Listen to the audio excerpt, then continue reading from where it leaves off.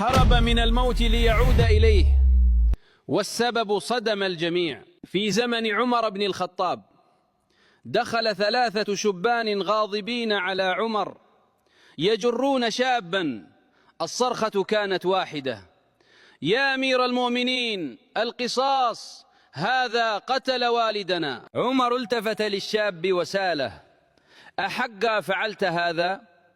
الشاب لم ينكر، قال بكل ثبات: نعم، جملي أكل من شجر أرضهم فرماه أبوهم بحجر فقتله، فلم أتمالك نفسي ورميته بذات الحجر فمات. هنا صدر الحكم القصاص، لكن الشاب طلب طلبا غريبا: أعطني 3 أيام فقط، والدي ترك كنزا لأخي الصغير، إن قتلتني الآن ضاع أخي وضاع الكنز، سأعود والله شهيد علي.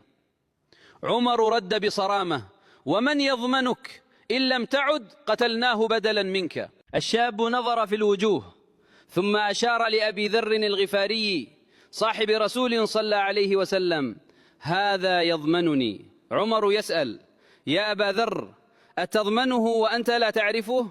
إن هرب قتلناك. أبو ذر بكل هدوء: نعم أضمنه. مر اليوم الأول، الثاني، وجاء الثالث. الشمس قاربت على الغروب، السياف واقف، والناس قلوبهم ترتجف على صاحب رسول الله أبي ذر. وفجأة من بعيد رجل يركض يلهث، الغبار يغطيه، يكاد يسقط من التعب. إنه هو الشاب عاد.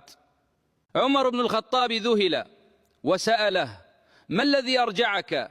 كان بإمكانك الهرب. الشاب قال جملة هزت أركان المكان: عدت حتى لا يقال ضاع الوفاء بالعهد بين الناس. عمر التفت لأبي ذر: ولماذا ضمنته؟ قال: خشيت أن يقال ضاع الخير بين الناس. هنا الأبناء الذين يطلبون الدم بكوا وقالوا: عفونا عنه حتى لا يقال ضاع العفو بين الناس. إذا أعجبتك القصة اكتب الحمد لله.